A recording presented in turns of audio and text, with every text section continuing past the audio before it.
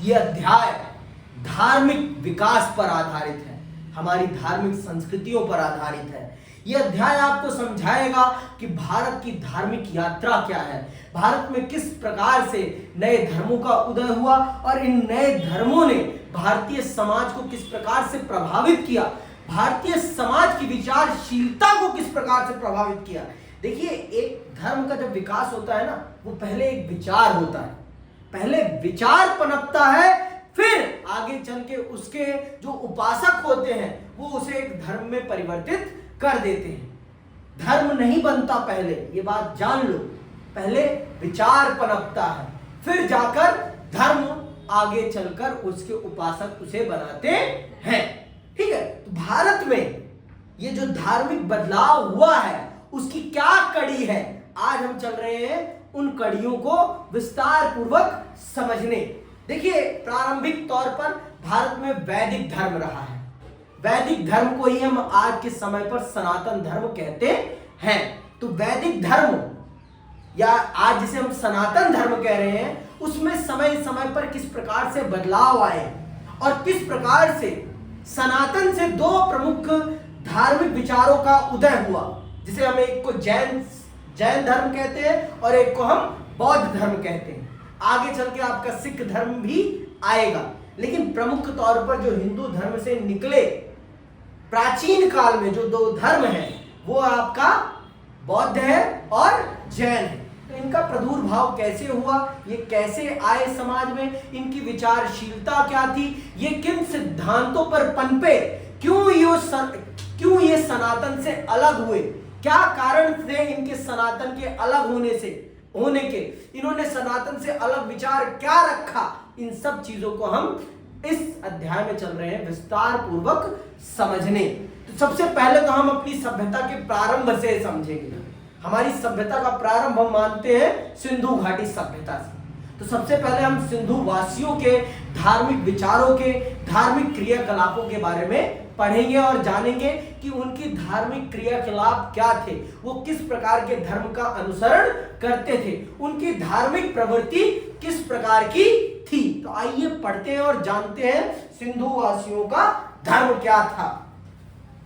भारतवर्ष की प्राचीनतम सभ्यता थी सिंधु घाटी की सभ्यता, जिसका क्षेत्र था प्रमुखतः पंजाब एवं सिंध।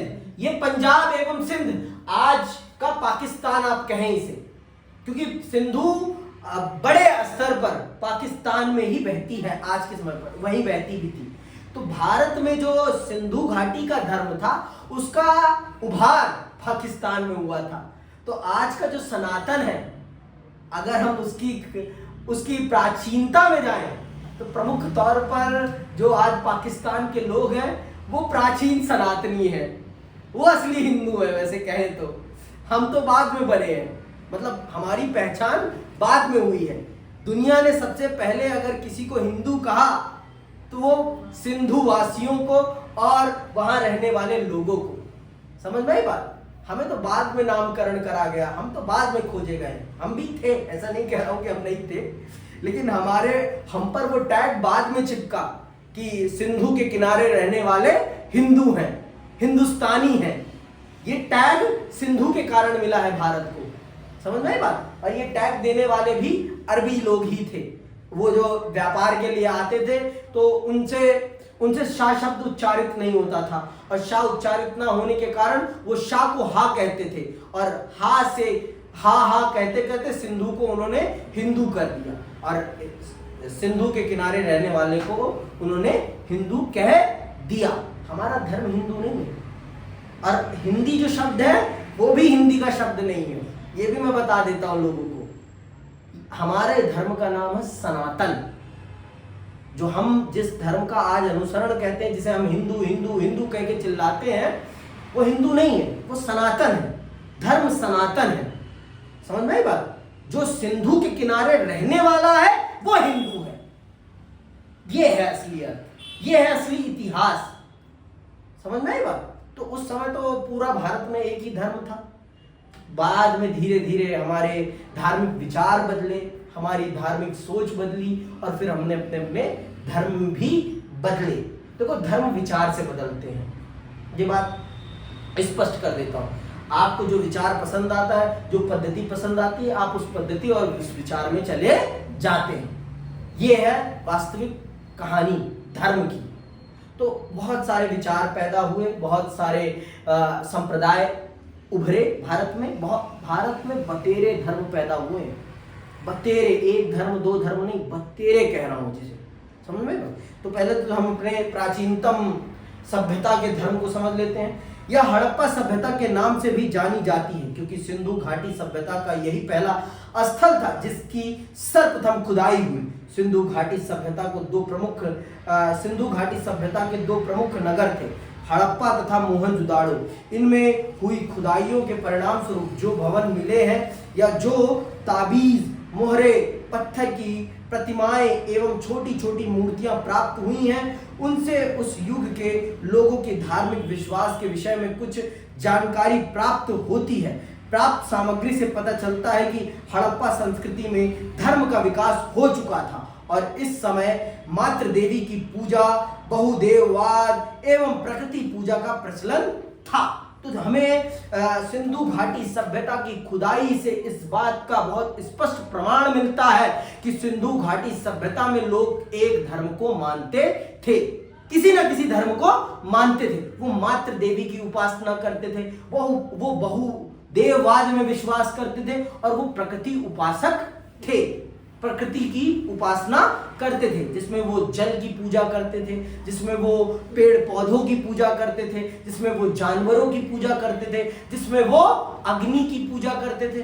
तो वो प्रकृति उपासक थे, वो बहुवाद में विश्वास करते थे और वो मातृ देवी की उपासना करते थे। तो इन सभी साक्ष्यों से इस बात का प्रमाण मिल जाता है हमें कि हाँ, सिंधु वासी किसी न किसी धर्म में विश्वास करते थे। और जब हम इन सब चीजों को आज के समय के साथ जोड़ने की कोशिश करते हैं तो ये किस धर्म में मिलता है? ये सनातन में ही देखने को मिलता है। तो हम ये कह सकते हैं कि इस धरती का सबसे प्राचीनतम धर्म अगर कोई है तो वो सनातन है। सनातन से प्राचीन इस धरा पर कोई धर्म नहीं है और किसी भी धर्म के पास इतना प्राचीनतम प्रमाण भी नहीं है कि उसके धर्म का प्रमाण हो।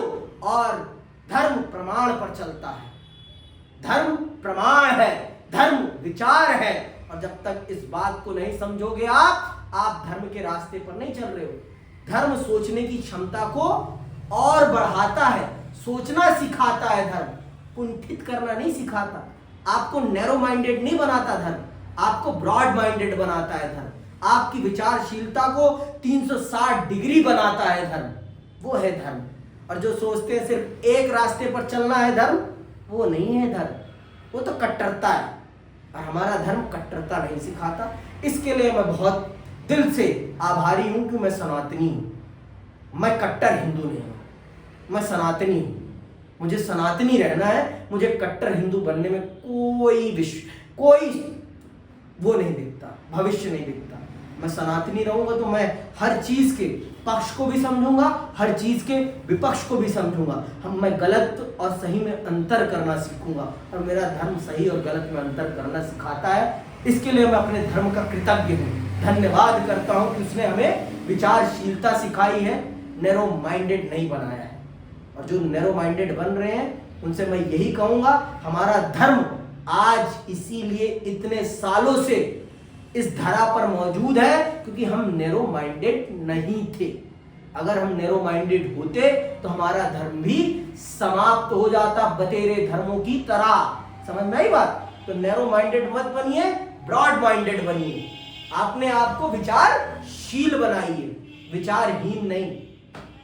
ठीक है, तो इस बात से यह प्रमाणित हो गया कि सिंधु वासियों का अपना एक धर्म था, उनके पास भी एक धर्म था, वो भी किसी न किसी धर्म की उपासना करते थे। और किसकी उपासना करते थे? मातृ देवी की उपासना। बहुवादी थे वो, मतलब बहुत सारे देवताओं में विश्वास करते थे और प्रकृति उपासक थे। ठीक है, जो कि आज के समय पर अगर आप किसी धर्म के साथ इंटरलिंक करेंगे तो वो है सनातन। ठीक है, हड़प्पा और मोहनजोदाड़ो में देवियों की असंख्य मूर्तियां प्राप्त हुई हैं जिन्हें विद्वानों ने मातृ देवी अथवा प्रकृति देवी की मूर्तियां माना है। मातृ देवी की पूजा यद्यपि पार्वती शक्ति पूजा की सही समकक्ष तो नहीं थी, परंतु इसके मूल में भावना स्त्री को संस्कृति की जन्मदायित्री मानने की रही होगी। देखो, जिस रूप में आज मातृ देवियों की पूजा हो रही है, हो सकता है कि उस रूप में ना हो रही हो, लेकिन हम सब इस बात को बखूबी जानते हैं कि इस मानव जीवन को इस धरा पे लाने का काम मां करती है। तो उस रूप में करा जा रहा हो क्या पता, लेकिन हाँ, ये तो सच है कि सनातन ही सिर्फ मां की उपासना करता है। मां को देवी का दर्जा सिर्फ सनातन ही देता है।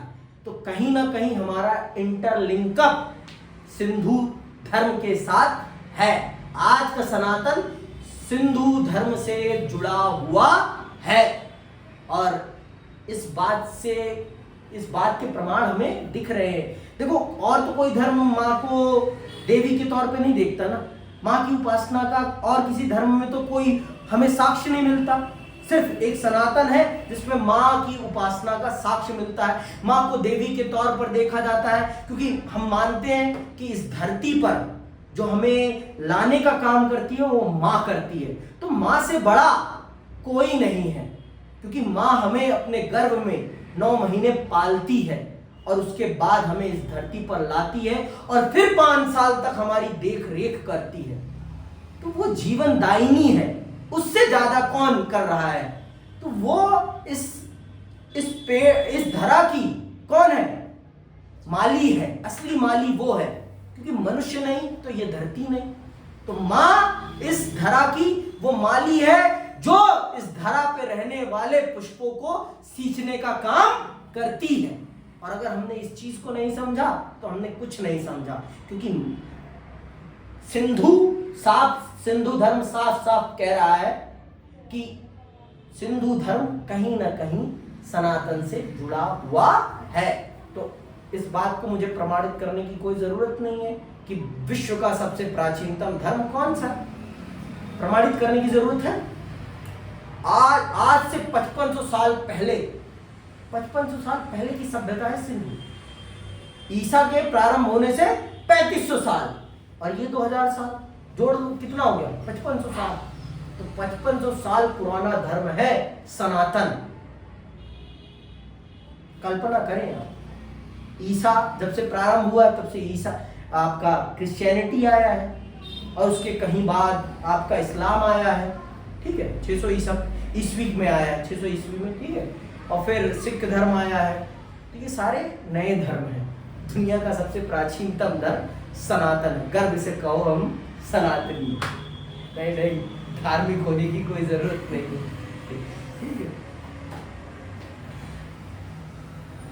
खुदाइयों में बहुत सारी ऐसी मूर्तियां प्राप्त हुई हैं जो शिव के विभिन्न रूपों की प्रतिनिधि हैं। त्रिमुखाकृति, योगासन, पशुपति रूप, योगी मुद्रा आदि यह स्पष्ट करती हैं कि सिंधु सभ्यता के निवासी शिव के उपासक थे। विभिन्न विद्वानों का विचार है कि शिव की उपासना सिंधु सभ्यता की ही देन है। सिंधु वासियों में पशु पूजा का भी प्रचलन था।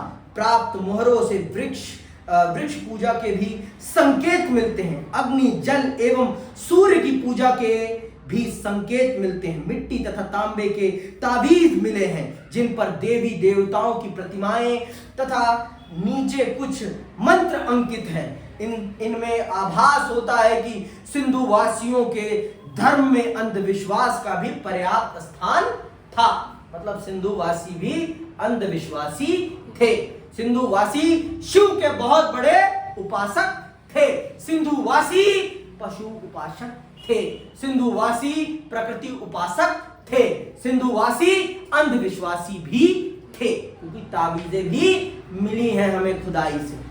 अब भैया हमने खुद तो जमीन में गाड़ा नहीं है, हमने खुद तो गाड़ा नहीं है। कार्बन डेटिंग करके अंग्रेजों ने ही सब कुछ पता करा है। सिंधु घाटी सभ्यता की खोज हमने तो करी नहीं थी, राखल दास बनर्जी और दयाराम साहनी जी ने करी है। लेकिन किसके निर्देशन में करी है? जॉन मार्शल के निर्देशन। उस समय भारत का डायरेक्टर जनरल कौन था? जॉन मार्शल था, जिसके निर्देशन में राखल दास बनर्जी और दयाराम साहनी जी ने सिंधु और हड़प्पा की खोज की थी, है ना। तो अंग्रेजों ने कार्बन डेटिंग करके, ये पता करके सिंधु घाटी सभ्यता को विश्व की सबसे प्राचीनतम सभ्यता का दर्जा दिया। हमने तो दिया नहीं। तो हम पर यह आरोप तो कोई लगा ही नहीं सकता कि हम अपने धर्म की खुद बड़ाई कर रहे हैं। विश्व ने इस बात को माना है, इतिहास ने इस बात को माना है, और इस धरती पे बहुत से ऐसे मूर्ख हैं जो इस बात को नहीं मानते। तो हम उनको पढ़ो, मैं यही कहूंगा, बस पढ़ो, थोड़ा सा अपने ही भगवान को पढ़ो, लेकिन पढ़ो। पढ़ने से ज्ञान आता है, पढ़ने से होता है क्या, ज्ञान का आभास। तो पढ़ो, आगे सुनो। उपयुक्त समस्त विवरण से एक बात स्पष्ट होती है कि आधुनिक युग में जो हिंदू धर्म, उसकी विशेषताएं, विश्वास और मान्यताएं हैं, उनकी आधारशिला सिंधु सभ्यता के निर्माताओं ने ही रख दी थी। तो जो आज का सनातन है वो प्राचीन समय का सिंधु धर्म था। प्राचीन समय के सिंधु धर्म में जो उपासना पद्धति विकसित हुई है वही आज का सनातन है, आज का हिंदू धर्म है। तो गर्व से कहो कि भारत का, विश्व का और इस ब्रह्मांड का सबसे प्राचीन धर्म अगर कोई है तो वो है सनातन। और मैं ये अपने मन से नहीं कह रहा हूं, ये विश्व की इतिहास की किताबें कह रही हैं। तो थोड़ा सा इतिहास पढ़ो, मैं सबसे कहता हूं, और 360 डिग्री सोच पैदा करो। नैरो माइंडेड मत बनो, ब्रॉड माइंडेड बनो, ठीक है।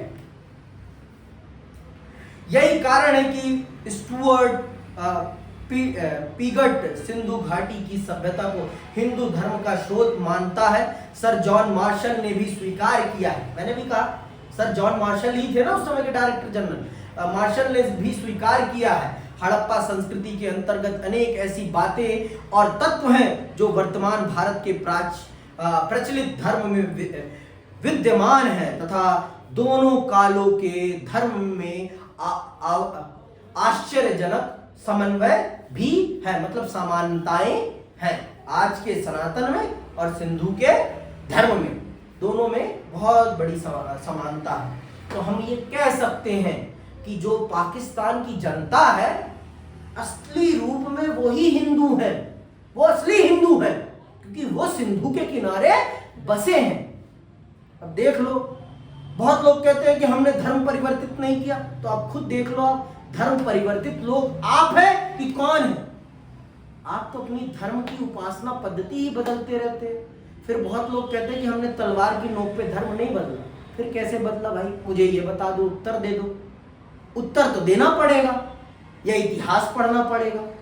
तो मैं ये दावे के साथ कहता हूं, मैं ये प्रमाणित करते हुए कहता हूं कि पाकिस्तान का मुसलमान, अफगानिस्तान का मुसलमान और बांग्लादेश का मुसलमान ये परिवर्तित मुसलमान है, ये वास्तविक मुसलमान नहीं है। ये वास्तविक तौर पर सनातन से जुड़े हुए लोग थे, जिन्होंने डर में, जिन्होंने लोभ में अपना धर्म परिवर्तित किया था। भारत में भी, भारत के भी मुसलमान, इस मतलब हिंद महासागर के जितने भी मुसलमान हैं, जितने भी क्रिश्चियन हैं, ये सारे के सारे धर्म परिवर्तित हैं। और ये लोभ या डर, इन्हीं दो कारणों से परिवर्तित हुए।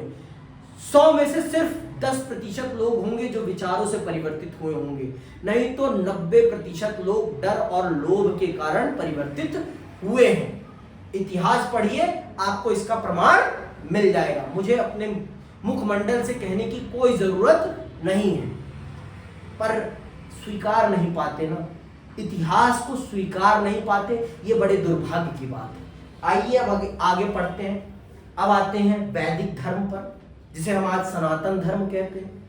वैदिक धर्म क्या है? वैदिक धर्म, वैदिक धर्म कैसे आज के सनातन की रूपरेखा को तैयार करता है, कैसे आज का जो धर्म है उसे हम वैदिक धर्म क्यों नहीं कहते, सनातन क्यों कहते हैं?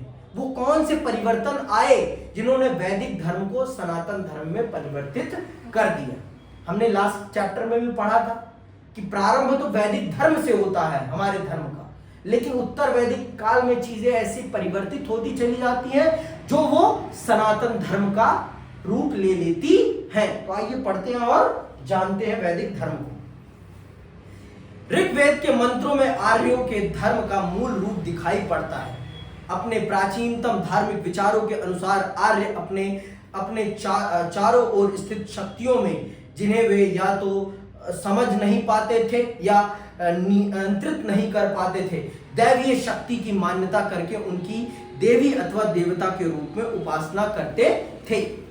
जिन चीजों को आर्य लोग नियंत्रित या जिन चीजों को वो अपने वश में नहीं कर पाते थे, उनको वो देवी देवता कह देते थे और फिर उनकी उपासना करते थे। तो ये माना जाता है। ऋग्वेद में 33 देवताओं की प्रार्थना है, जो 3 भागों में विभक्त किए गए हैं, आकाश, मध्य स्थान और पृथ्वी के। इन तीनों वर्गों में से प्रत्येक में 11 देवता हैं, जिनमें एक सर्वश्रेष्ठ है। आकाश में सर्वश्रेष्ठ देवता सूर्य, मध्य स्थान में इंद्र तथा पृथ्वी के अग्नि है। आर्य महान देवता को प्रजापति कहते थे। इंद्र आर्यों का अवतारी पुरुष था, जिसे सर्वमान्य और सर्वशक्तिशाली देवता माना जाता था। वह आंधी, तूफान, बिजली एवं वर्षा का देवता था। ऋग्वेद की संपूर्ण ऋचाओं का चौथाई भाग केवल इंद्र की स्तुति से भरा पड़ा है। इसके अतिरिक्त आर्यों ने वरुण, सविता, विष्णु, उषा आदि सभी को देवता माना, यहाँ तक कि यम को भी। तो ये हमारे ऋग्वेद में सबसे महान, सबसे शक्तिशाली अगर किसी को माना गया है तो किसको? इंद्र को, क्योंकि इंद्र के पास अपार शक्तियां थी। इंद्र के पास बहुत सारी ऐसी शक्तियां थी जो मनुष्य कंट्रोल नहीं कर सकता था। तो मनुष्य ने, देखो, शक्ति तो उसी को मानता है ना इंसान जिसे वो नियंत्रित ना कर पाए। नियंत्रित जिस चीज को नहीं कर पाता उसे ही वो शक्ति कहता है, और जो उसके कंट्रोल में है उसे वो शक्ति क्यों कहेगा? भाई, आंधी उसके कंट्रोल में नहीं है, हवा उसके कंट्रोल में नहीं है, आग उसके कंट्रोल में नहीं है। एक बार बढ़ जाए तो आग कंट्रोल में आएगी हमारे? कदापि नहीं। और प्रकृति भी उसके कंट्रोल में नहीं है। तो इन सब चीजों को उसने देवतुल्य स्वरूप में पूजना प्रारंभ कर दिया। समझ में आई बात? तो और इनका उसने देवता किसे माना? इंद्र को माना। तो ऋग्वेद में इंद्र की उपासना है सबसे ज्यादा, लेकिन आज हम इंद्र को बड़ा देवता मानते भी नहीं। आज तो हम विष्णु को मानते हैं, शिव को मानते हैं, है ना। आज हमारी उपासना इन पर ज्यादा केंद्रित हो गई है। और ये होता कब है? ये होता है उत्तर वैदिक काल में। वैदिक काल में इंद्र सबसे बड़े देवता थे, लेकिन उत्तर वैदिक काल में सारी चीजें बदलेगी। ये जब मैं पढ़ाऊंगा ना 6वीं शताब्दी ईसा पूर्व की धार्मिक क्रांति, तब आपको बताऊंगा। ठीक है, आगे चलो। यज्ञों में विश्वास आर्यों के धार्मिक जीवन का केंद्र तत्व था। यज्ञों में यज्ञ करना आर्यों के जीवन का बहुत बड़ा धार्मिक कर्तव्य था। वो इसमें बहुत विश्वास करते थे। स्तुति एवं यज्ञ ही उनके देव पूजा थे। परिवार में यज्ञ का बड़ा महत्व था। प्रत्येक घर में अग्निशाला होती थी और परिवार का प्रमुख यज्ञ करता था। स्तुति, मंत्र एवं पूजा का महत्व था एवं ईश्वर को प्रसन्न करने के लिए विभिन्न वस्तुओं यथा दूध, घी, अनाज एवं सोम आदि की आहुतियां दी जाती थी। आर्यों का विश्वास था कि यज्ञ से प्रसन्न होकर ही देवता उन्हें वरदान देते हैं। पशु बलि का भी प्रचलन था। कर्म के सिद्धांत में भी आर्यों का विश्वास था और ऋग्वेद में पाप, पुण्य तथा स्वर्ग नरक की कल्पना मिलती है। व्यक्ति अच्छे और बुरे कर्मों के आधार पर ही स्वर्ग अथवा नरक में जाता है। आत्मा में भी आर्यों का विश्वास था एवं ऋग्वेद की कुछ स्तुतियों के आधार पर विद्वानों ने यह अनुमान लगाया है कि आर्य पुनर्जन्म को भी मानते थे। तो मतलब जो ऋग्वेद वैदिक काल में आर्य है वही आज का सनातनी है, अलग कुछ नहीं है। जो वैदिक काल का आर्य है वही आज का सनातनी है, ये बात जान लो। और आर्यों का विश्वास बहुत ज्यादा यज्ञ, पूजा पाठ, कर्म कांडों में होता है। उनका ये मानना होता है कि ईश्वर की प्रसन्नता पूजा पद्धति से ही हो सकती है। ईश्वर को प्रसन्न करना है तो पूजा तो करनी ही पड़ेगी, यज्ञ तो करना ही पड़ेगा, उनको कुछ ना कुछ भेंट तो करनी ही पड़ेगी। और यही आगे चलकर हमारे धर्म में एक बड़ा क्या बन गया? प्रश्न चिन्ह। और जिसके कारण ही नए विचारों का प्रादुर्भाव होता है, जैन और बौद्ध का। समझ में आई बात? आगे सुनो। उत्तर वैदिक काल, यहीं से धर्म बदलता है, यहीं से आर्य धर्म सनातन में तब्दील होता है। उत्तर वैदिक काल में धर्म एवं धार्मिक विश्वासों के क्षेत्र में महत्वपूर्ण परिवर्तन दिखाई पड़ते हैं। धार्मिक मान्यताओं में भारी परिवर्तन हुए। ऋग वैदिक काल सरल एवं स्वाभाविक धर्म अब आडंबरों से पूर्ण हो गया था। शब्द आ गया ना? जो उत्तर वैदिक काल में, ऋग वैदिक काल में जो सरल था, जो सबके लिए सुलभ था, वो क्या हो गया? वो क्लिष्ट हो गया, कठिन हो गया और उसमें आडंबर बढ़ गए। अब बिना पूजा ब्राह्मण के नहीं कर सकते। पहले आप पूजा खुद ब खुद कर सकते हो, आपको ब्राह्मण की उपस्थिति कोई जरूरी नहीं है, अर्थात पंडित की उपस्थिति की जरूरत नहीं है ऋग्वैदिक काल में, मतलब वैदिक काल। लेकिन उत्तर वैदिक काल में बिना ब्राह्मण की उपस्थिति के आप यज्ञ नहीं कर सकते। ब्राह्मणवाद हावी होने लगा और ब्राह्मणवाद के कारण ही हमारे धर्म से लोगों का छिटकना प्रारंभ हुआ, नए धार्मिक विचारपन पे, और फिर लोग नए धर्मों की तरफ गए। अभी इस्लाम ईसाइयत का कोई अता पता नहीं है इस धरती पर। ये तो धर्म थे ही नहीं, ये तो धरती पे एग्जिस्ट ही नहीं करते थे। समझ में आई बात? हमारे देश में तीन विचारों में क्लैश होता है। एक होता है सनातन विचार में, या जिसे हम वैदिक विचार कहते हैं, और एक होता है जैन विचार में, और एक होता है बौद्ध विचार में। इन तीन विचारों में आपस में क्लैश होता है, ठीक है? तो फिर धीरे धीरे जब लोगों पर आडंबर थोपे जाने लगे, हद से ज्यादा आडंबर, हद से ज्यादा कर्मकांड, हद से ज्यादा धार्मिक अत्याचार, हद से ज्यादा वर्ण व्यवस्था जो कर्म आधारित थी उसका जन्म आधारित हो जाना शोषण का सबसे बड़ा कारण बन जाता है, ठीक है? अब तक हवन आदि घर का मुखिया घर के सदस्यों के साथ बैठकर संपन्न कर लेता था, परंतु अब उनके लिए पुरोहित आवश्यक हो गया, है ना? पुरोहित मतलब पंडित आवश्यक हो गया। बिना पंडित के आप अब हवन नहीं कर सकते थे। अब धर्म पैसा कमाने का माध्यम बन गया, पैसा कमाने का माध्यम बन गया। और जब धर्म में पैसा कमाना आ जाता है तो धर्म फिर धर्म नहीं रह जाता, धर्म फिर व्यापार बन जाता है। और जब व्यापार होगा तो फिर क्या होगा? फिर तो लाभ होगा, उसके अलावा कुछ नहीं होगा। लाभ के लिए फिर लोगों की धार्मिक आस्थाओं के साथ जो खिलवाड़ होगा वो और कहीं नहीं हो पाएगा। अभी हमारे राम मंदिर के साथ भी तो हमारी धार्मिक आस्थाओं के साथ खेला गया ना। अधूरे मंदिर का अनावरण कर दिया गया और जब पहली बारिश आई तो पूरा मंदिर ही सराबोर हो गया, प्रशासन कुछ नहीं कर पाया। तो ये रामलला का अपमान नहीं था। अपमान तो ये भी है कि आपने अधूरे मंदिर में ही अपनी राजनीतिक लाभ के लिए प्रभु का ही इस्तेमाल कर दिया। लेकिन इस देश की जनता को ये बात ही नहीं समझ में आई, क्योंकि आपकी विचारशीलता को शून्य कर दिया गया है। और धर्म विचारशीलता सिखाता है। यहां पर आप धर्म को पढ़ेंगे तो विचारशील बनाने के लिए धर्म है, विचारहीन बनाने के लिए धर्म नहीं है। ये चीजें जब जटिलता आई धर्म में तो नए नए विचारक आए, जिसमें आपके महावीर स्वामी आए, जिसमें आपके गौतम बुद्ध आए, और फिर उन्होंने एक नए विचार को समाज में स्थापित किया और फिर लोग उनके पीछे चल पड़े। फिर नए और वो उपासक धीरे धीरे जो चल पड़े उनके विचारक, फिर धीरे धीरे उन उपासककारियों ने उसे भी एक धर्म का रूप दे दिया। आगे सुनो। इसीलिए पुरोहित का कार्य एक व्यवसाय बन गया और पुरोहित पैतृक हो गया। इसीलिए अब राजसूय, वाजपेयी एवं अश्वमेध यज्ञों का महत्व भी बढ़ गया। कुछ यज्ञ तो 12 दिनों से लेकर 12 मास अथवा 12 वर्षों तक चलते थे।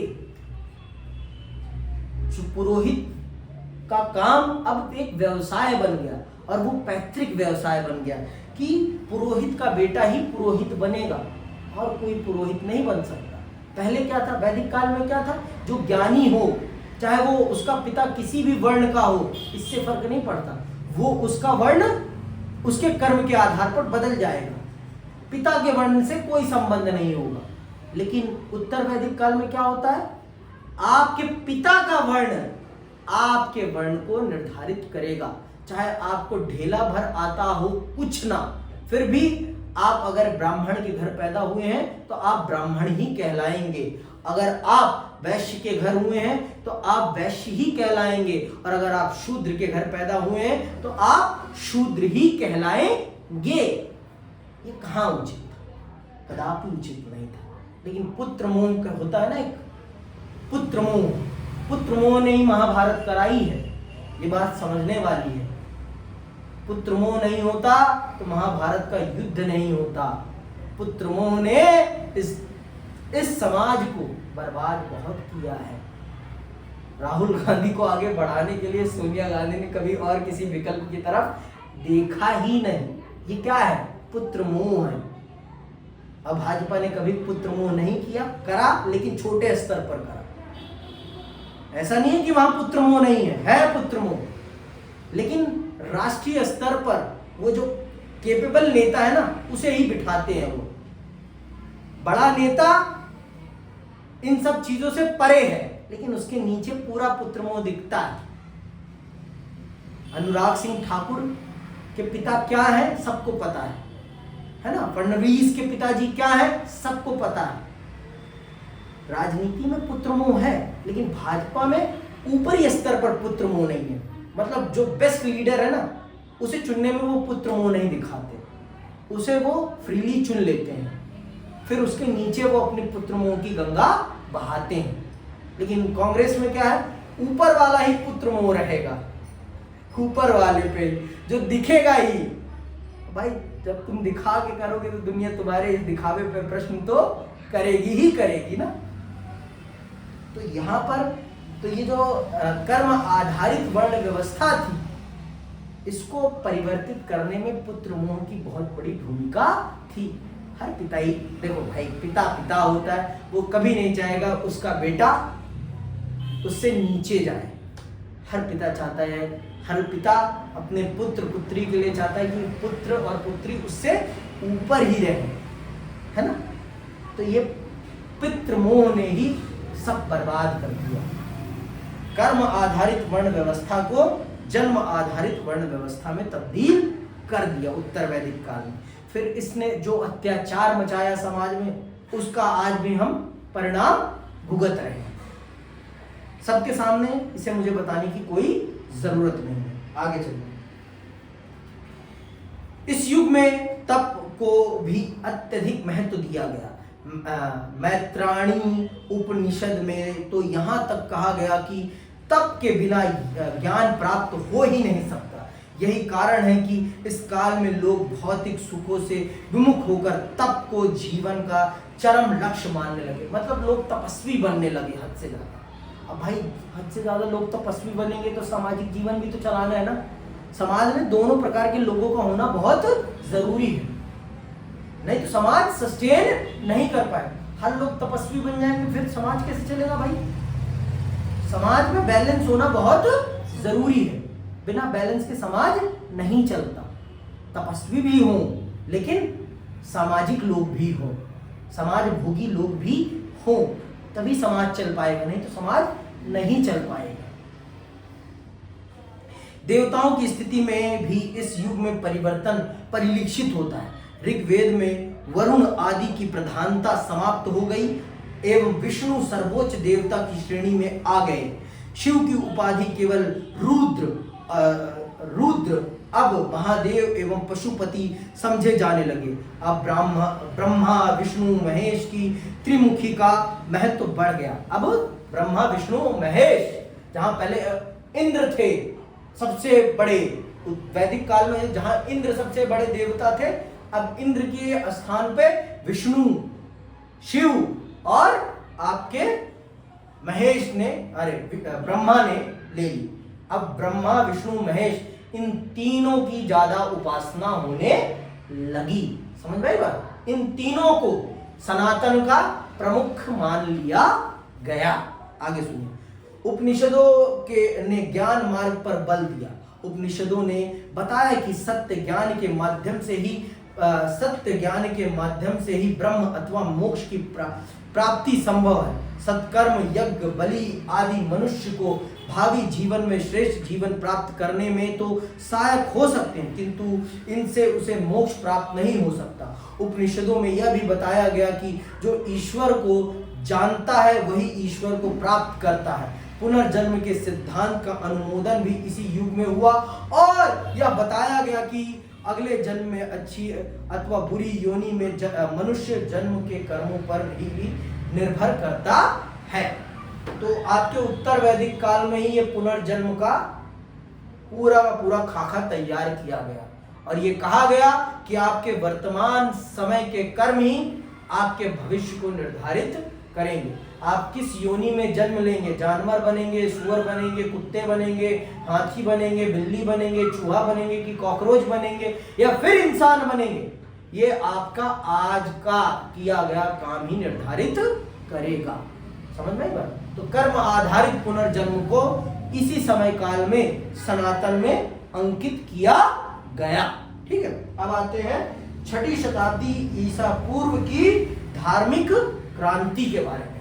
6ठी शताब्दी ईसा पूर्व में कौन सी धार्मिक क्रांति होती है, इसको भी समझते हैं हम। देखो, हमने देखा कि उत्तर वैदिक काल में ब्राह्मणों का कर्मकांड बढ़ रहा था, परंतु इसके साथ ही साथ ब्राह्मणों की संप्रभुता के विरुद्ध विद्रोह का वातावरण भी उत्पन्न हुआ।